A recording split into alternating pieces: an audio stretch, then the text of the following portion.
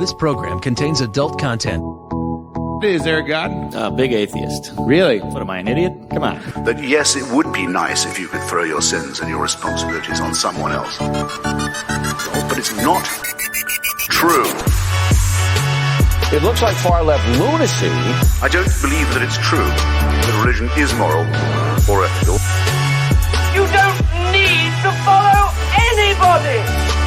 It's not human intelligence! If someone doesn't value logical consistency, what logical argument are you going to give them that will demonstrate that they should? Hello and welcome to the Godless Rebelution. Today is Wednesday, March 3rd. This is episode 322. I'm Dan Ellis, joined via remote connection by two awesome co-hosts, Mr. Ryan Duffy. Oh, fuck, yeah. And Mr. Taylor Grin. Oh, fuck, I'm on there. How are you two fine hairy gents doing? Doing good. I'm a little hairier than normal because I didn't go to work this week. Oh, taking some time off? Yeah, my knee didn't work. Oh, what happened? The fuck if I know. I'm blaming it on either age. I don't want to blame it on the Moderna vaccine. Yeah. I think that's just a coincidence. But, yeah, I just woke up in the middle of the night and my leg was fucking screaming at me, and it was screaming at me for about 2 days. Did you sleep on it weird or like do something to injure it or what? Like, I don't think I did anything to injure it. Nothing out of the ordinary. It didn't hurt during the day. Went to bed without it hurting. yeah. And Sarah's like, well, maybe Oz slept on you funny. I'm like, Oz always sleeps on me. Mm-hmm. So it wasn't that. Yeah. Like he's always making me contort my body in weird ways to fall asleep on the bed. So this pain woke you up in the middle of the night? Oh yeah. Like 1 a.m, I woke up and like I was kept like trying to adjust in bed, and I adjust and I'm like, oh, that hurts. Oh, that hurts. Yeah. That hurts. So I went to go stand up to go walk downstairs to try to lay down on the couch and put some ice on it, and I couldn't put any pressure on my leg. That doesn't sound good. Yeah, so I did those for like work and stuff. Yeah. As a firefighter, my knees. I mean, I wouldn't be able to get. I couldn't barely get into my own truck to drive myself to the hospital that day to go get checked out. So yeah. And the doctors are baffled.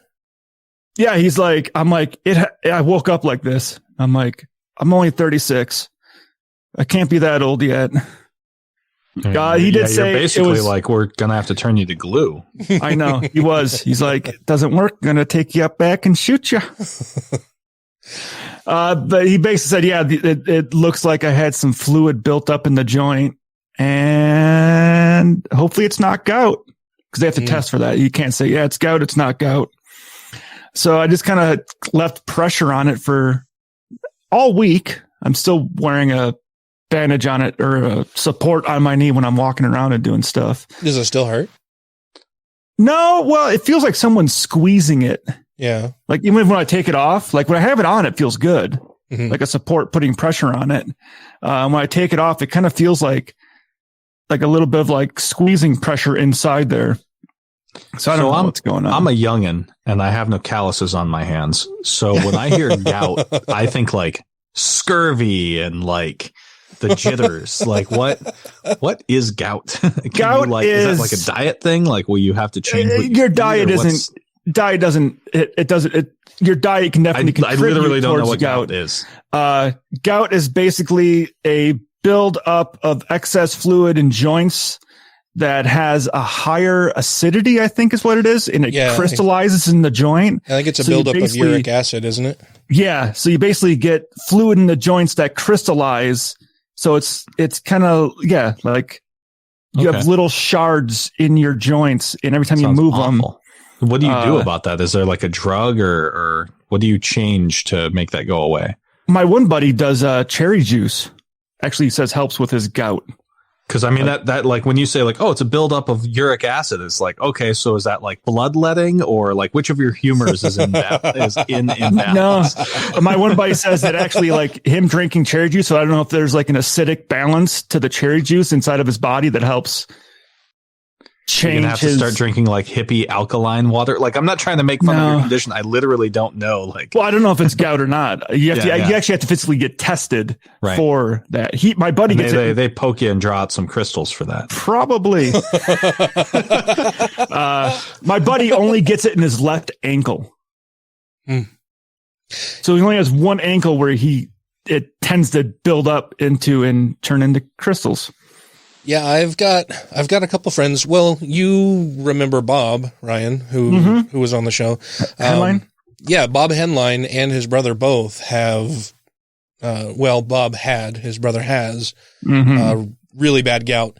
And his brother actually wears a pump for pain meds. Like, his gout is so bad that he's lost tips of his fingers, like his joints are all swollen all the time and sore, and he's got a pain med pump built into him under the skin that, is just constantly dripping whatever pain medication into his bloodstream to just let him function on a day-to-day basis. Yeah, because gout is a form of arthritis and it fucks your joints up. Yeah. Okay, so that makes more sense to me then. Yeah, because like you would think if it's like uric acid, like, okay, introduce like uric acid digesting enzyme to the person's system and they're good. But like, yeah, that's wild. That's why I don't know my buddy that he says like he can't just go get like cherry drinks. Like he actually gets like pure cherry juice. And he goes, I don't know if he says that actually helps with his gout. So I don't know if it's like a pH offset inside the body where if he drinks enough of it, he's like,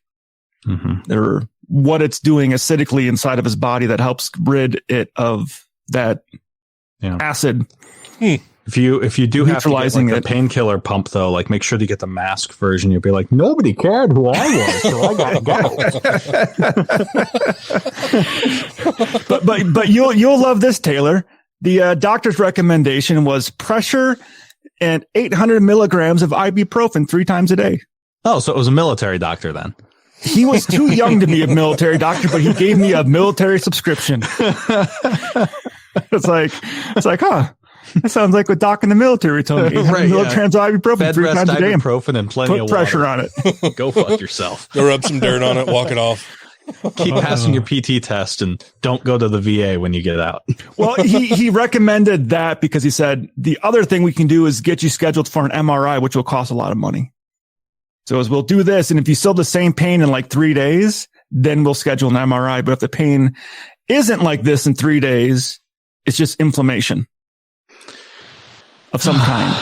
I love the American healthcare system. I was reading some like Twitter thing that was going around a lot yesterday.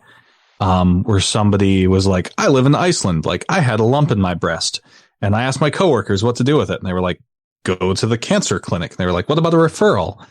And they were like, there is no such thing as a referral. Go to the clinic. She went and got like a physical exam and then the mammogram and then like a different type of imagery exam all within about a 40-minute period of time. And they were like, oh yeah, it's just a harmless fat tumor. Like you're good to go. Goodbye.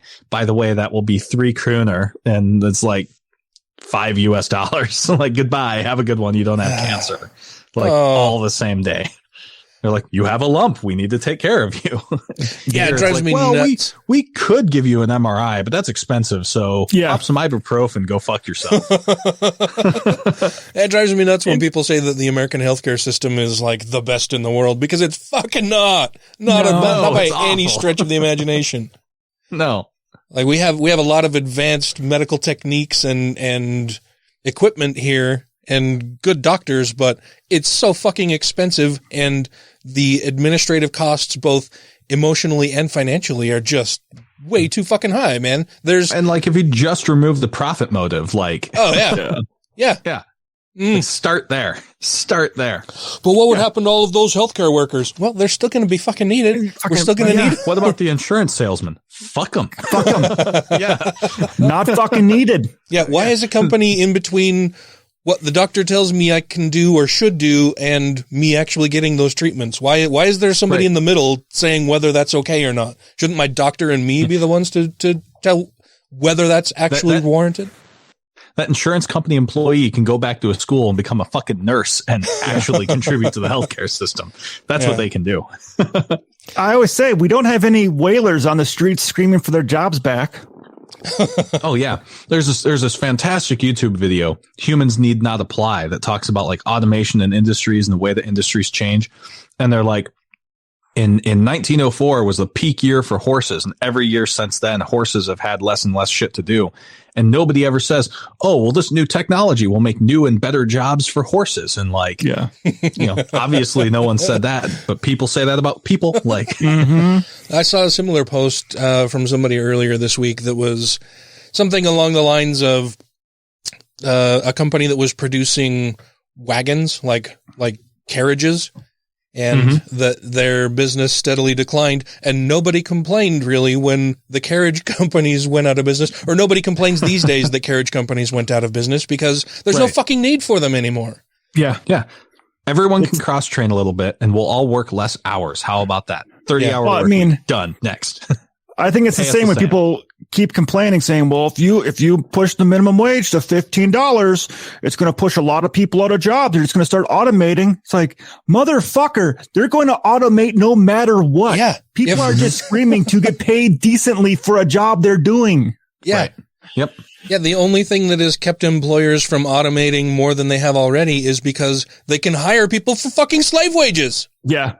Right. They don't have to automate stuff because they can hire real human beings to do the shit that should be automated and pay them fucking awful wages to where the government then subsidizes their wages through taxation of other people. Like the people who complain about the minimum wage going up and that it will drive people out of work or drive businesses to lay people off or drive businesses out of business. You're missing the whole fucking point of what's going on here. You're looking at specifically the trees and not the forest at all. The first Mesopotamian to stick a fucking wheat grain in the desert was not thinking, oh, fuck yeah, this is going to create some jobs. They were thinking, maybe my children's children won't have to run deer to death to live. And somehow along the way. I was watching a show yesterday. Burger King. Their whole model revolved around less employees and more automation. So they invented the fucking charred broiler for the fucking burger. So you didn't have to have a guy flipping them. Yeah, you can just put the little chunk of meat on the thing and it goes. That was like the 1960s. Like, this thing can push out 100 burgers a minute, where if a person's sitting there flipping burgers, he can only do, or 100 burgers an hour, and a person making them by hand can only do 30 an hour. So what's better? Yeah, and then there's the whole model. Yeah, then there's the whole skilled and unskilled labor thing. Like, and which is just bullshit too. That's just class warfare by a different name. It is. That's right. Yeah. Cause you're either talking soft skills or manufacturing skills, which are absolutely fucking skills. Yeah. Yeah. It's not like the people who drive forklifts, work on a dock, do any of this kind of shit are unskilled. It's a quote unquote nice way of saying that we don't value your work as much as other people. I was a package thrower for FedEx briefly right out of high school, and like, it's unskilled, but tell you what, to be able to like throw the number of packages you have to throw into trucks per minute accurately is a skill. Oh, fuck yeah, dude. Get better at it. Yeah. Why the fuck were you throwing our packages? No, that's the instead term. of handling them with care. One, because it was 4 a.m. and fuck that job, but also two, that's just the name of the job. Yeah, I threw bags for Hudson General at the Salt Lake City International Airport for a time, and it was one of the funnest jobs I've ever had. But it was grueling manual fucking labor, and there was definitely a lot of skill involved. Like, you couldn't just walk onto the job and perform up to snuff as everybody else that had been there for a long time and knew the particular tricks of, getting a certain number of bags onto the belt loader, into the plane, stacked neatly and in an organized way so that they could be offloaded easily. Like, there's definitely a lot of fucking skill in a lot of these jobs that you can't just pick a person out of one job and put them into another quote unquote unskilled job and expect them to perform at the same level as everybody else who's been there for a while. You know what, though? I'd love to see fucking one of the Walton siblings be a fucking package thrower for 30 minutes. I would pay good money. I would watch that reality TV show, not Hidden Bosses, but like, oh no, we snatched the boss and shackled them to a bar and said, hey, do your minimum wage employee's job for 30 minutes. Yeah. This will be fun. Yeah. Yeah. And you can't... they would get bored being a greeter. Yeah, and you can't tell me that that the CEO of the company, who's making, tens of millions of dollars per year, that their work is actually valued at that as compared to their lowest paid employee. Worth of the labor of their. Yeah. Mm-hmm. Yep. Yeah. Their work doesn't equate to, 10,000 of their lowest paid workers per day, That's where I always argue it is. Yeah. He's the top. He should be making the most, but broken down throughout the company, why is the person doing the most labor for the company making the fucking least? Right. Mm-hmm. Not even making a living fucking wage. They're slaves for your company. Yep. The world definitely noticed a difference when it was harder for essential workers to do their jobs over the last year. I bet you money that the world would not notice if insurance salesmen and fucking travel agents and, some lawyers and CEOs and shit like that stopped work. Yeah. Mm-hmm. Yeah. The world would continue to revolve. Things would be fine. We wouldn't have shortages. Like there would still be people doing the actual work of producing things. But go without trash collectors for a couple of weeks and see what happens. Yeah. Fuck that. Yeah. Yeah. We have a lot of examples throughout our own history here in the US where that's New York City, where that's fucking happened. Yeah. Yep. Yeah. Well, we got lots of fun stories. Well, maybe not fun, but we have a lot of news and stuff to talk about that we will begin on the other side of this little break. Hi, this is Allison Gill. I'm Vice President for Legal and Policy for American Atheists, and you're listening to The Godless Rebelution. Now, today's prayer and share was inspired by young Shelby. She confided in me in how she wants to improve her life. Oh, no, not me. My friends. My life is actually great. I'm going back to school. Now, as we all know, the only true way to improve our lives is to pray to Jesus and ask for his help. Really? The only way? What about finding a ton of gold? Well, why don't we share some of the things we want to pray to Jesus for? Maddie, why don't you start? Yeah, I want Jesus to keep helping me stay clean and believe in me so I can build my business and provide a wonderful life for myself and my future wife and kids, of course. Amen. Amen. That was a good prayer, Maddie. For my prayer, I would like to ask Jesus to send me a man that I can cherish while he builds a lucrative business. Oh, and I want Jesus to help me keep my virginity. Oh, and after I get married, I'm going to get real freaky and nasty, but not before, because that's the good Christian that I am. Amen. Amen. What? No, hold on. We're not amening that. Come on, she shouldn't be living her life for some man. She should get her GED and start her own lucrative business. Actually, Shelby, Jesus frowns upon judging others, so we don't comment on other people's shares. Young lady, it's your turn. Okay, I want Jesus to wrap up this nightmare so I can go get sick LED lights for under our car. That's pretty much it. I gotta piss. Amen. Amen. Thank you to everybody who has rated the show on iTunes and Stitcher and are following us on YouTube, Twitter, and Facebook. And to all our Patreon patrons, you make the show possible. Okay, welcome back, everybody. We've been talking offline about some stuff and decided, hey, we should probably just talk about this for the show because hit that fucking record button. So everything we were going to talk about out the window, derailed, new subject. So it started because I'm getting my first COVID shot tomorrow, and I'm very, very excited about it. And it devolved into us talking about people doing their research or not doing their own research, all that kind of stuff. We decided, hey, we should talk about this on the show because this is good stuff.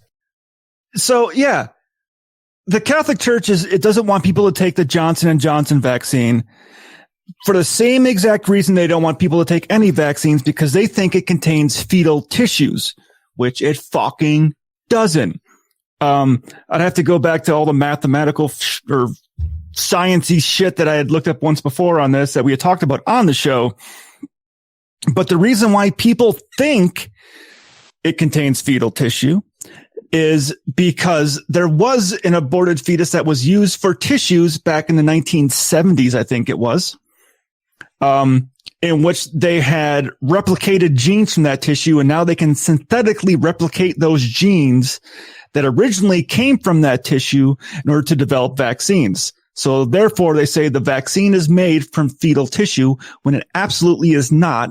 All the tissue is made synthetically in order to help it bind with all the agents in your body. Well, but that's cloning. That's also anti-God. Yeah. No, it's not. But it's not cloning. No, I know. But that like they'll just fall back on the next position because they don't want people to be healed from medicine. They want them to depend on priests for blessings to get cured. Because it's a synthetically created version of tissue that exists in your body. So it's like anything you do, whether it's cooking, like you need binding agents. Mm-hmm. Whether you're cooking, your chemistry, or you're making vaccines, you need binding agents. Yeah. Well, they synthetically create this binding agent that was created from research done on fetal tissues back in the 70s. I mean, it works. It came from research that has been done for a long fucking time. And if you think any vaccine you get doesn't have products from that research in it, you're fucking stupid. Mm-hmm. Well, so the anti-vaccine thing is really getting me. Like I read one article the other day that a significant proportion of military folks who have been given access to the vaccine have declined it. Yeah. And that's like, I don't understand how that's an option. Like, I can't imagine how commanders aren't saying, troops, line the fuck up and roll up your sleeve like you're about to get a vaccine. Yeah. Here's why it's an option. That's what happened to me in basic. Because it's in trial. It's not an approved vaccine yet. By like that's the DOD why. Because, I mean, they got emergency approval, but it's not the same as like, the flu vaccine is an approved vaccine. You have no choice but to get it. Or because when I was in the Guard, every year I had to get that. Yeah. That or like typhoid or any of those other things that you get when you're in the military are approved vaccines. Mm-hmm. This technically, the COVID vaccines are not, they have emergency approval. Mm-hmm. Which basically lets them slide past a lot of the other, like, oh no, you need so many case studies and so many of this. Like, this is basically going, no, we're going to put it through the first 2 or 3 trials. And if it makes it through those first 2 or 3 trials, boom, you're in. Right.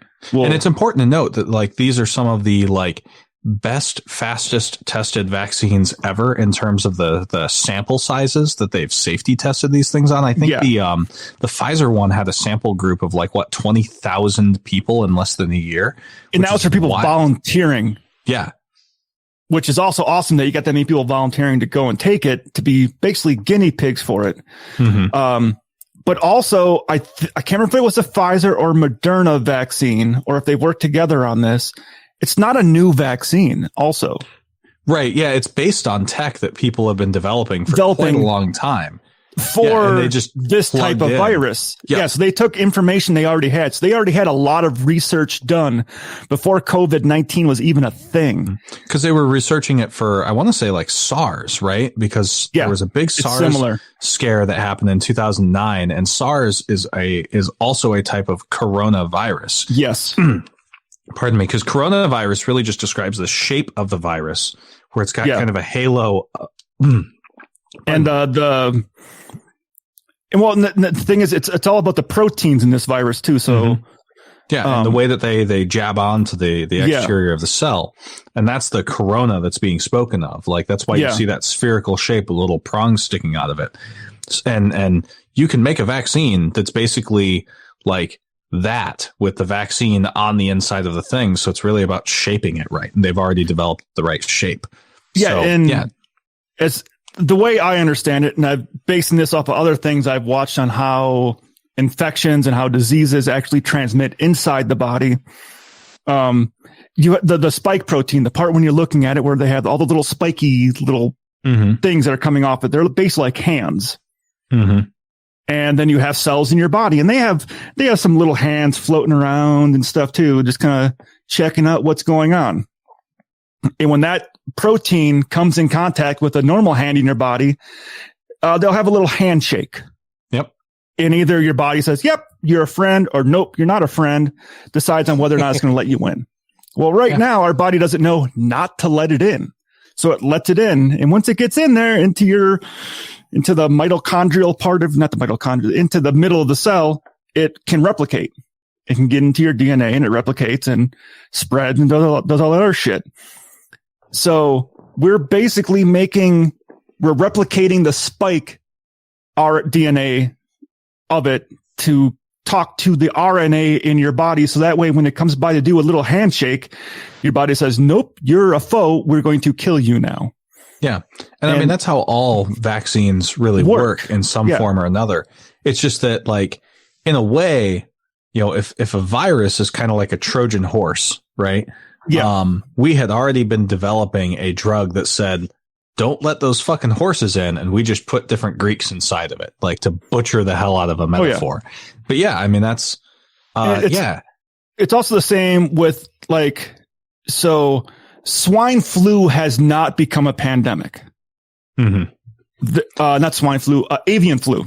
Okay. Has not become I had the wrong one.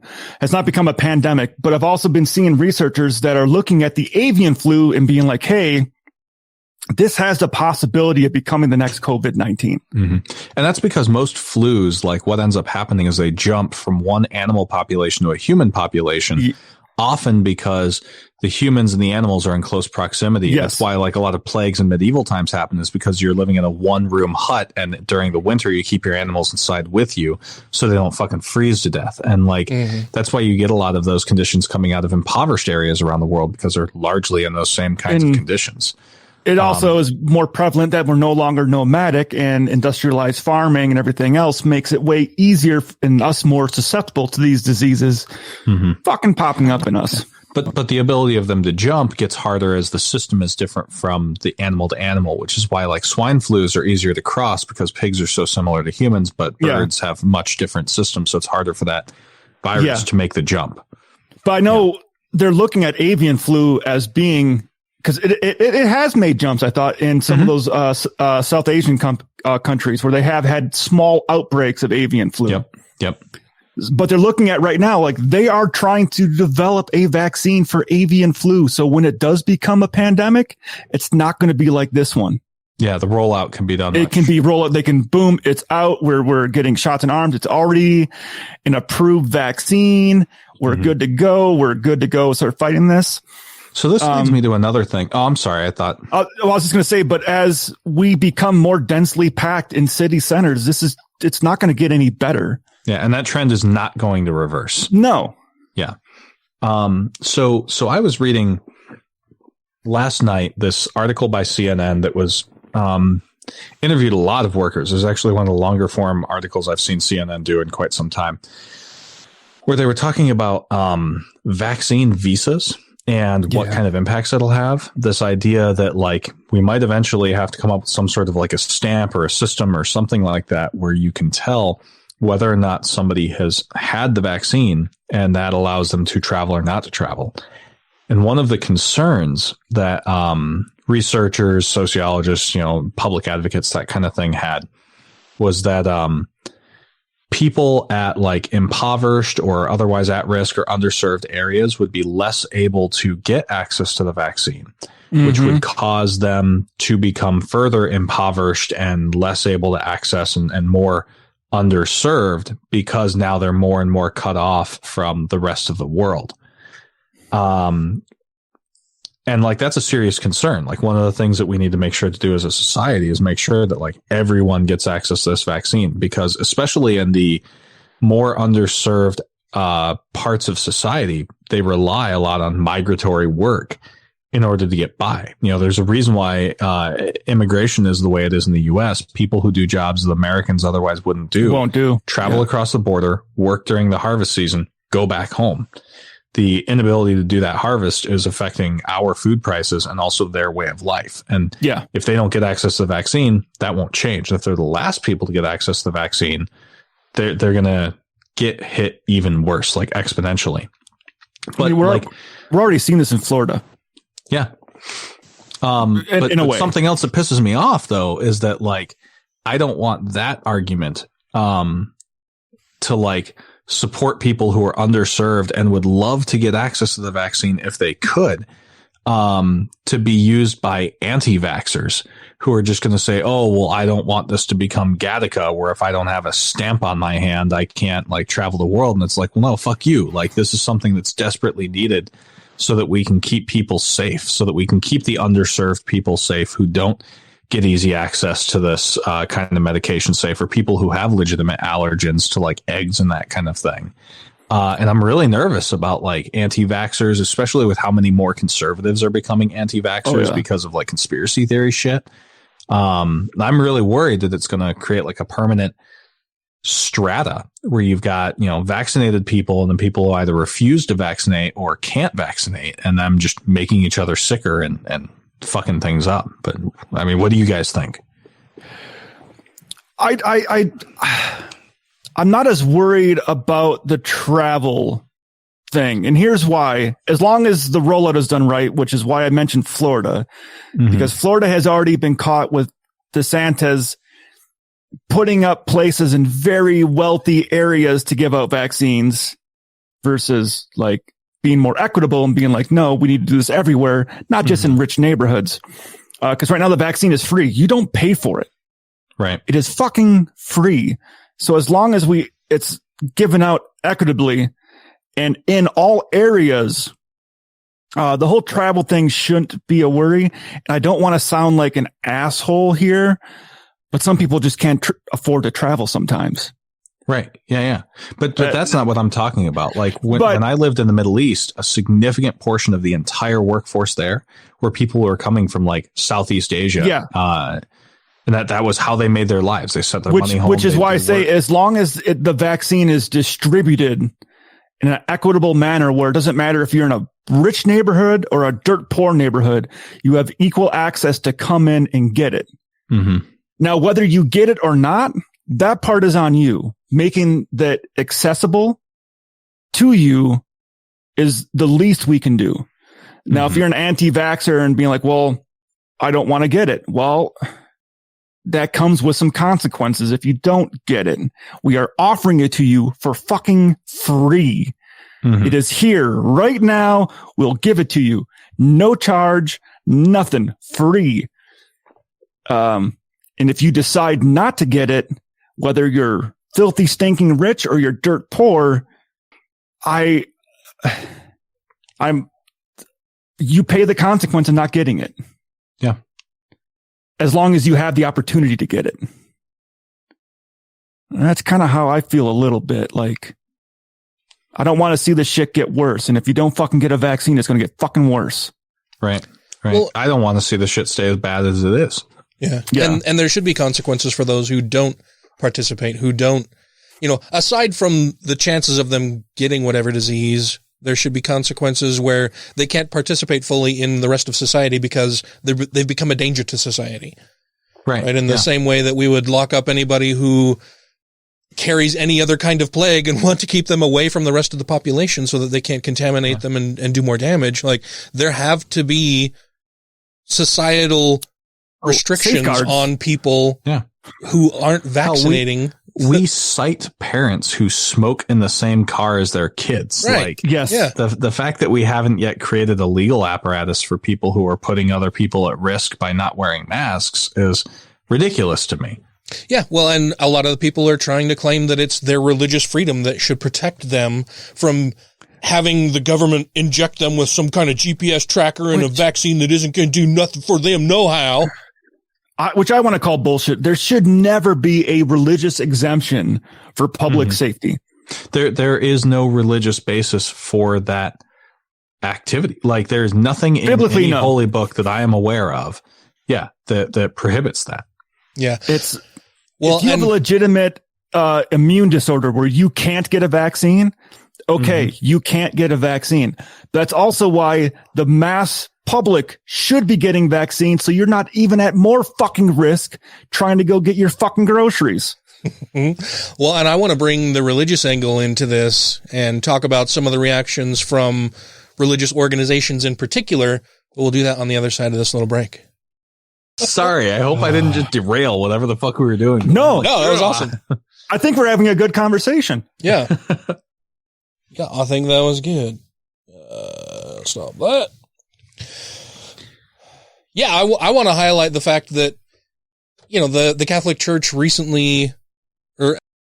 This is Mithrin, author of the ABCs of Science and Mormonism, as well as I Should Start a Cult, and you're listening to the Godless Rebelution.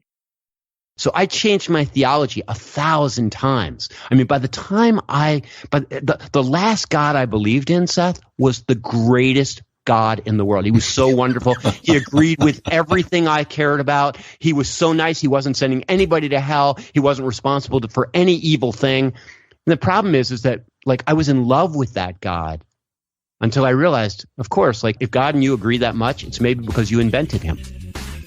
If you have questions, comments, concerns, compliments, corrections, criticisms, or concepts for content, contact the show via email at godlessrebelution@gmail.com, by text or voicemail at 330-81-REBEL, or Twitter the Twatter at TGR Podcast.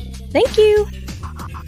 Okay, so before the break I said that I want to bring in a lot of the religious angle because I see religions doing their level best to fuck up everything for everybody else. And usual. Yeah, as usual.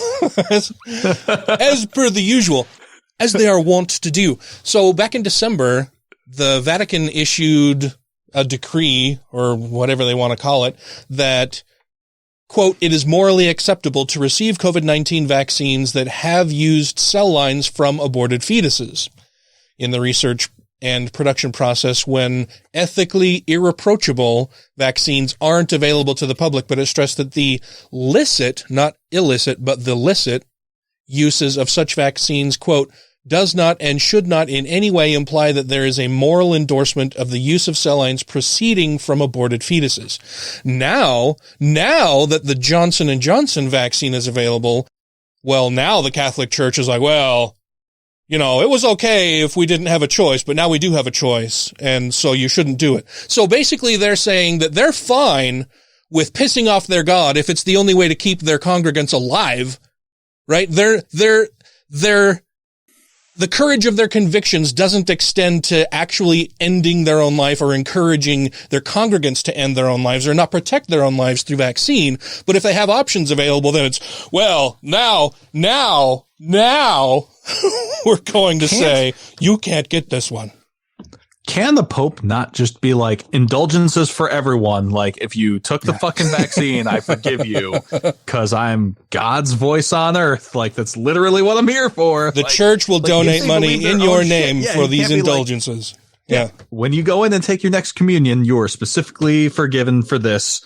Go do your fucking shit. Like, they had a whole thing about this. Yeah, literally a whole thing about this. This may sound weird here at first, but stay with me. Mm-hmm. I'm weird. Mm-hmm. We know. Do Catholics have a thing against wearing seatbelts? Not that I know of. I'm sure some of them do, but that's probably not tied specifically to their religious adherence. Oh, so they have no problem with a human cadaver that was donated to science being used to test seatbelts out in cars as a crash test dummy. You know, a human body being used. Well, I think if you're looking for consistency and follow through in a line of logical thought, that's not going to happen with a lot of religious belief. Okay. Like it's ideological opportunism, right? As long as there's an alternative, you should use that. What if there wasn't an alternative? What if the only way that we could arrive at having any kind of vaccine at all is through research using stem cells from aborted fetuses? Would they just encourage people to fucking die? Well, that's just too bad. No, we've already got evidence from them dating from December of last year when there wasn't a Johnson & Johnson vaccine available. There were only these other vaccines available. And we knew that Johnson & Johnson was working on a vaccine. We didn't know who was going to first come out with a vaccine. And as long as Johnson & Johnson was in the running to be the first vaccine available, the Catholic Church was just fine with having their people get that vaccine. Then Pfizer and Moderna came out with vaccines that didn't use that technology, that used a different type of technology, and the Catholic Church was, oh, great, yes, everybody should get these for sure.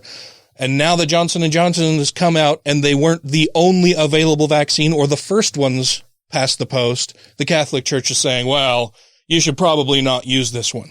But had it not been the circumstance that we had these other vaccines available, they would have been just fine with it.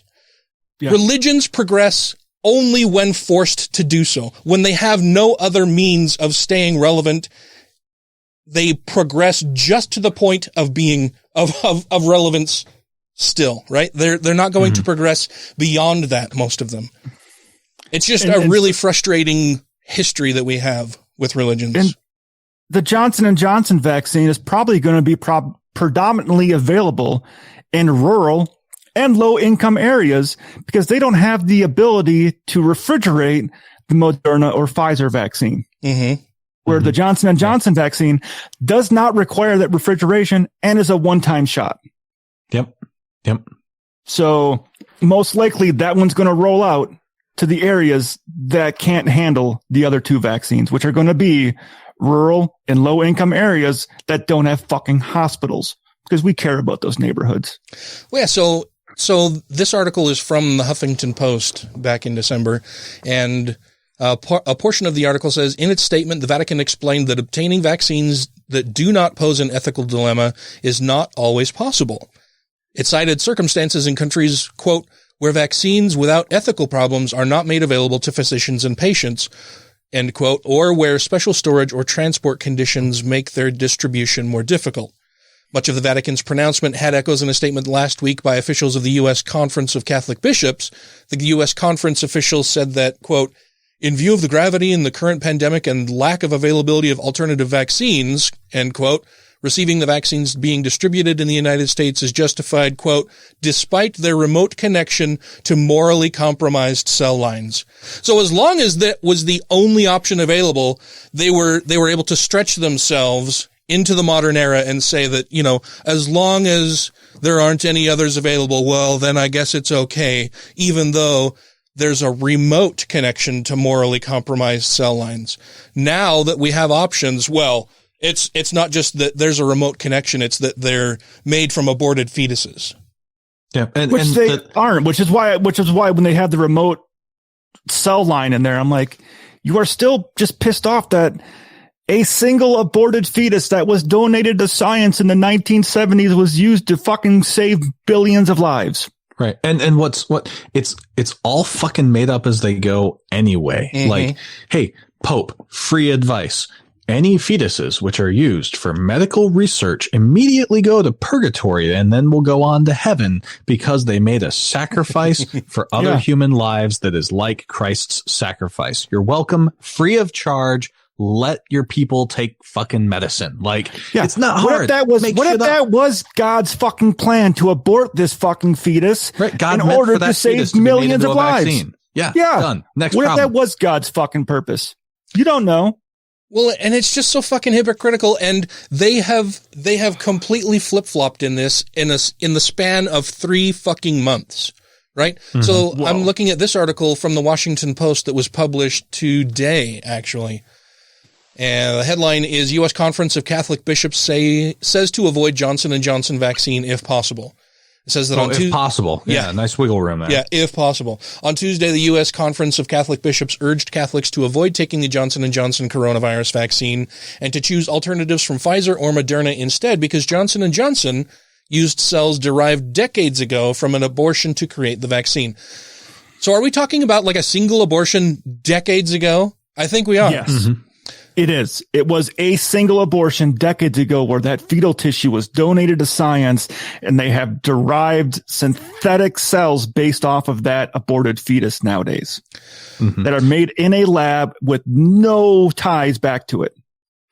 Yeah. And like what's wild to me is that scientists right now are okay with using research notes that were developed through like the Tuskegee experiments or like Mengelé's experiments in concentration camps. Like, we recognize that the source of those experiments were highly fucking unethical, like abominable. We still use them because it's still data. Like, it would be wrong for that, like, to have been in vain, like on behalf of the people who were victimized, real human beings who were victimized. And like, for Catholics to turn their nose at a single abortion that led to these life-saving drugs is like not only unethical itself, but like does dishonor if they believe that that's actually a person to that person, right? Like, if they believe that that's a real person that was aborted, then they do that person's sacrifice dishonor. Like, that's ridiculous to me. And what kind of weak ass, pathetic fucking God that they believe in doesn't come down and stop that kind of shit from happening in the first place. If he's really that upset about any of this shit that's going on, why doesn't he put an end to it? Why doesn't he stop it himself? He's got to rely on some fucking dude in a dress wearing a funny hat to tell people which vaccines they should or shouldn't use. Right. Well, and like, this isn't another example I love to use anytime I talk to people who say that like death is like for sin or it's a challenge or anything like that. Right. Like Krakatoa erupted a couple hundred years ago and it exploded so with such force that there were people within certain mileage of that island who just died immediately from the pressure wave, right? And like none of them were sinners, right? Like the children, the babies on that island were not sinners, right? Like God didn't smite them down for something they did wrong. And COVID is the same way, right? Like if a child gets COVID, right, and you believe in a God, which I don't know why you're listening to the show if you believe in a God. Like I hope you come to our side soon. Maybe this will help. If you believe in any sort of God and you think that like that God punishes people and that's why bad things happen to people, how do you explain the COVID that kills kids, right? Like what is God's plan for that child? How is that any different than having an abortion per your religious belief? Because that's just a kid getting killed. Yeah, it's ridiculous. Yeah. Well, and I'm skimming through the rest of this article here, and it's really just kind of making me angry. The article says that the latest guidance, from the U.S. Conference of Bishops and the Archdiocese of New Orleans follows some in December that we just talked about. They've got a quote here from Anthony Fauci that says that you should take whatever vaccine is available as soon as possible. And then the story says that there's a long-standing debate in the Catholic Church over accepting vaccines and treatments that use fetal tissue, centering on HEK293 cells, which are cloned from an aborted fetus from the early 70s, according to Religion News Service. The cells used now, such as those used in the Johnson & Johnson vaccine, are not from the original fetal tissue. So they're not even, like, these aren't even cells that were from an abortion. They're cloned cells that were grown in a fucking lab. Yeah, this is like anti-vaxxers who are against like Thermosol when it hasn't even been used since 1999. Like it's the same fucking stupid ass shit. Yeah. It's people who have not updated their thinking at all because some arbitrary authority figure has told them what they should and should not do. So I just had to kind of look it up, and I don't know if this is so the what I can find, the first vaccine made using human cells was in 1960.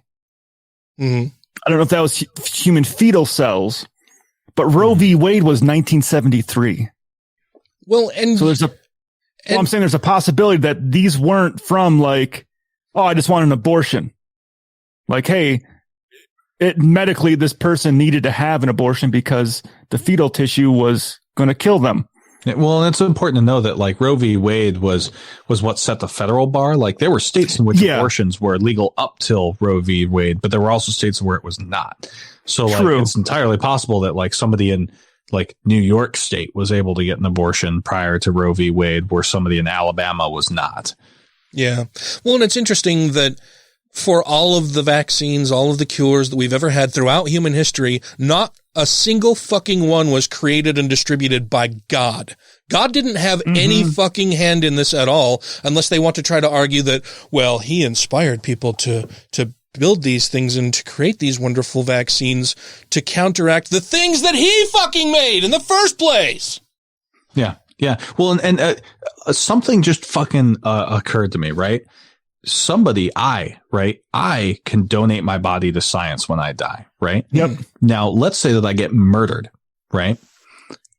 Is it unethical then, because I was murdered, to use my body for science as I intended? If not, if you believe that abortion is murder, where's your fucking logic? Like, it's not about how the fetus was got at that point. It's the fact that we have this available to us. We can learn from it. Do so. Like, utilize the resources you have. You know, are Catholics opposed to hunting? Like, use the whole kill, you know, like don't just take some of the hide and fucking leave the rest of it. Like, well, like I know I had to have a hepatitis A and a hepatitis B vaccine to play sports in like high school, and you had to have it to go in the military. Guess what? The hepatitis A vaccine used fetal tissues. Yeah. I know Catholics in the military. Yep. The vaccine that people take for shingles right now, fetal tissue. Gotcha. Vaccine for chickenpox, fetal tissue.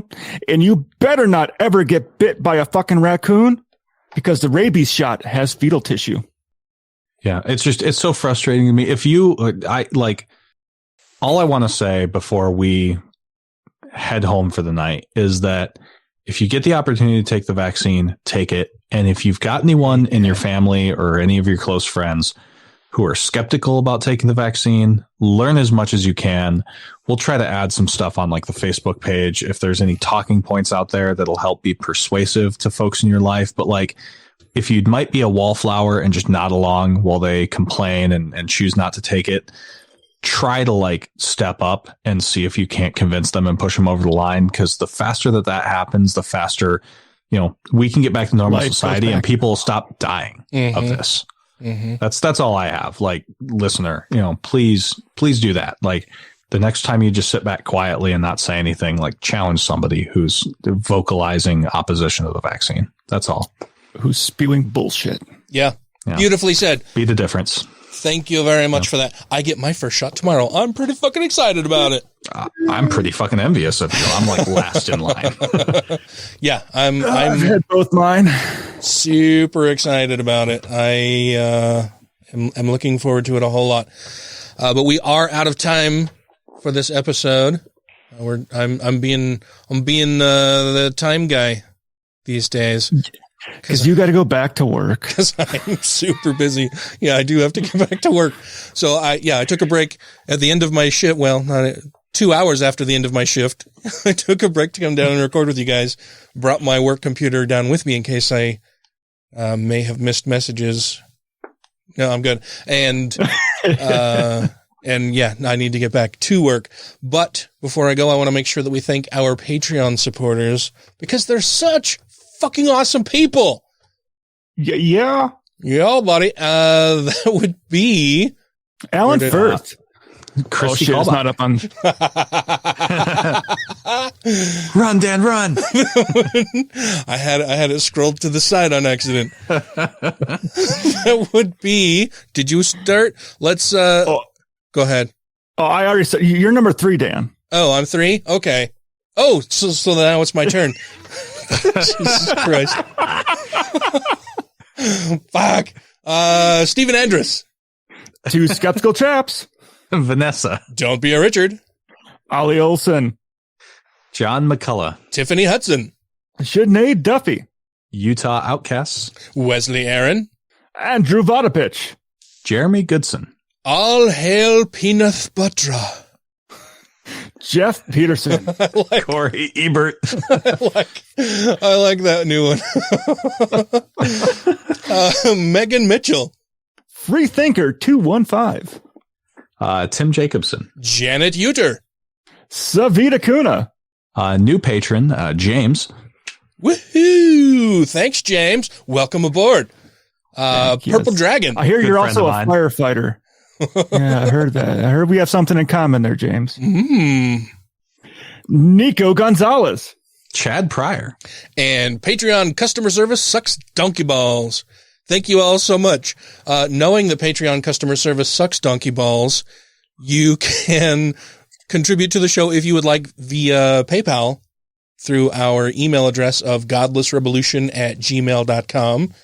Or if you're willing to put up with Patreon customer service, even though it sucks, you can go to patreon.com/godlessrebelution and contribute as little as $1 per episode for all kinds of fun and fancy things like an early release of the episode before it is made available to the rest of the wider public, extended versions of episodes, extended outtakes, clips from the cutting room floor of shit that was just not, it ran too long and I wasn't able to include it in the episode, or bits that we do between segments when we're recording, all kinds of fun stuff and more fun stuff planned in the future. I want to note also that because of my super duper heavy work schedule currently, I didn't really talk about it much this episode, but we've got the tax season is upon us. I have a bunch of different training tracks that I not only have to take myself, but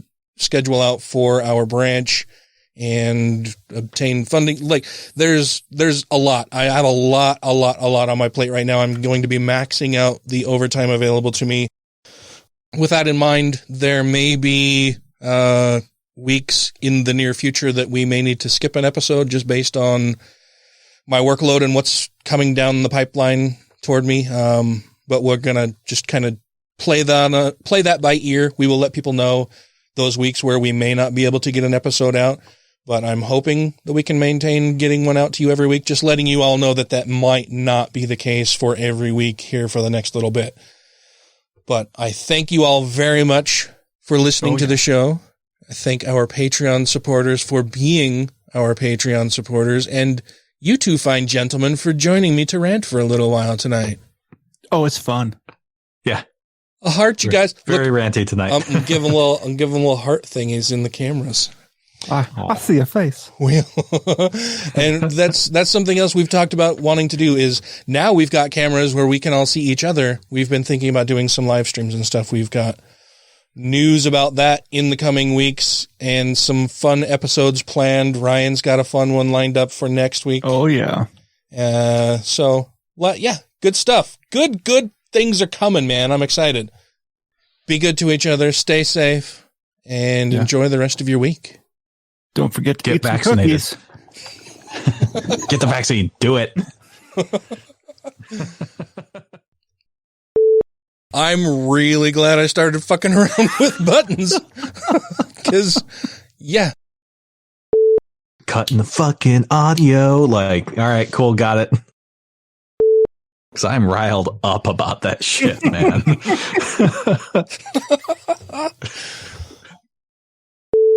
You like that? I'm a timekeeper now. Woo!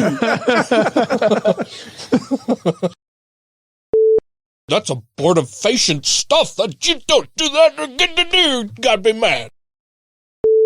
Everything you wanted to know, but we're afraid to ask about penises. Right. Like, I need to know on the crazy scale. Would you describe it as a manifesto?